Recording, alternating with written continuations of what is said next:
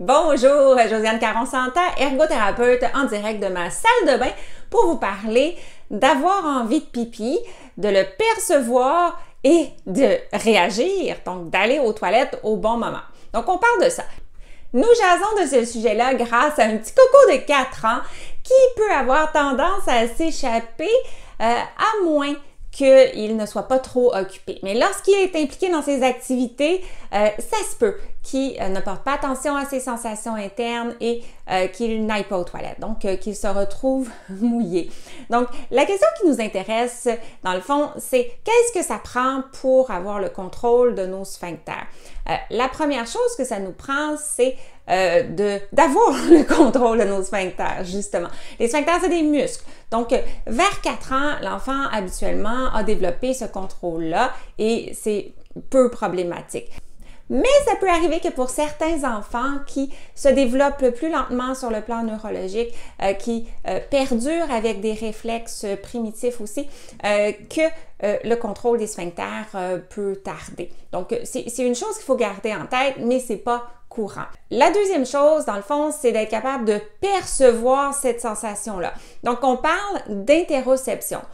Pour simplifier, l'interoception, c'est les sensations physiques qui sont à l'intérieur de nous. Donc, sentir ma fatigue, c'est de l'interoception. Sentir ma faim, c'est de l'interoception. Sentir ma douleur, c'est de l'interoception. Sentir que j'ai envie de pipi, c'est de l'interoception. Donc, on doit avoir cette perception-là. Donc, je dois ressentir que ma vessie est pleine et ensuite, je dois avoir une autre capacité, la troisième qui est super importante. Je dois être capable de comprendre, de distinguer cette sensation-là des autres. Donc, je sens qu'il se passe quelque chose dans mon corps, mais ça se peut que je sache pas c'est quoi. Ça arrive pour certains enfants. Donc, je sens la différence, mais je sens pas les caractéristiques, la distinction.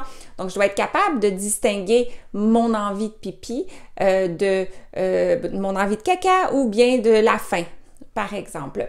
Et ce qu'on a besoin ensuite, quatrième compétence, c'est de comprendre tout ça, de savoir que quand je ressens cette sensation-là, ça veut dire que ma vessie est pleine et ça veut dire que j'ai besoin d'aller la vider à la salle de bain.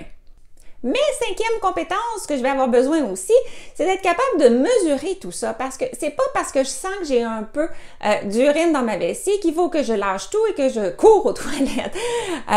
Donc, je vais être capable de mesurer et encore là, la compréhension nous lâche pas. Je vais être capable de savoir quand est-ce que je passe le point où j'ai vraiment besoin d'y aller, que je peux pas attendre un petit peu plus longtemps. Et finalement, la sixième, je sais plus où je suis rendue, en tout cas, une autre compétence va être plus dans le niveau affectif, celle d'avoir l'intention. Vous savez ce que je répète tout le temps là, ces derniers temps, c'est sans intention, il n'y a pas de fonction. Donc, si j'ai pas l'intention de vouloir rester propre et si ça me dérange pas de m'échapper dans mes culottes puis d'être mouillée, ben c'est sûr que c'est pas un motivateur. Donc je pourrais ressentir que j'ai besoin d'y aller puis faire ben non, mon jeu est plus important, j'y vais pas. Alors, ça prend l'intention. Ça prend un enfant qui a envie. Oh, jeu de mots. C'était pas intentionnel. OK, ça prend un enfant qui a envie d'être propre, envie d'être grand, envie d'imiter ce qu'on lui montre, ses parents, ses pères, etc. Alors, moi, je vous parle de ça parce qu'une partie de la question que j'ai reçue, c'est est-ce qu'un ergothérapeute peut aider avec ça? Et la réponse, bien sûr, c'est oui. L'ergothérapeute peut s'impliquer dès qu'il y a des défis dans les activités de la vie quotidienne, que ce soit au niveau du rendement de l'enfant, donc il n'arrive pas à être propre, ou de son engagement, il n'a pas envie d'être propre. Donc oui, l'ergothérapeute peut s'impliquer.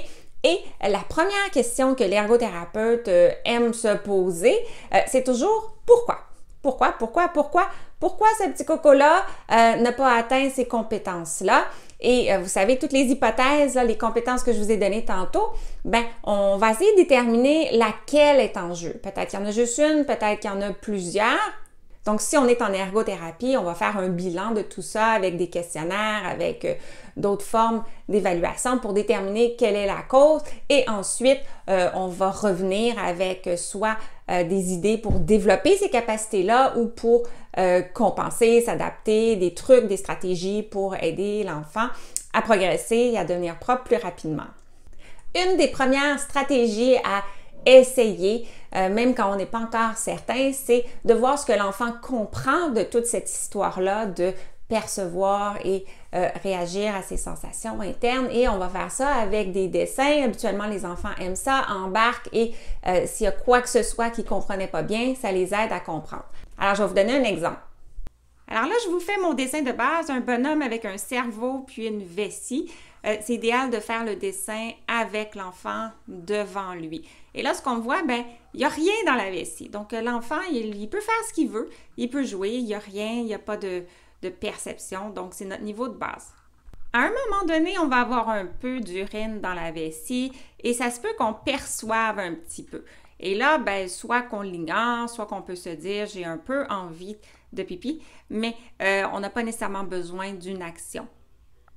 Et ça, ben, c'est lorsque la vessie est pleine et qu'il faut agir. Donc, lorsque je perçois cette sensation-là, mes pensées devraient aller tout de suite dans la visualisation de ce que je devrais faire. Alors voilà, c'est intéressant tout ça, hein? C'est pas un sujet qu'on discute souvent. Si vous avez appris quelque chose, aimez la capsule, partagez-la avec quelqu'un d'autre aussi. Et je termine comme toujours en vous invitant cordialement à rejoindre ma super communauté privée de passionnés du développement et fonctionnement de l'enfant. Entre autres, je vous envoie mes nouvelles chaque semaine, tout ce qui s'est passé durant la semaine, tout ce qui vaut la peine d'être lu, d'être vu et une activité pour faire avec les enfants, habituellement une activité de niveau préscolaire, préécriture, découpage et tout ça. Donc, je vous dis salut et on se retrouve très bientôt pour parler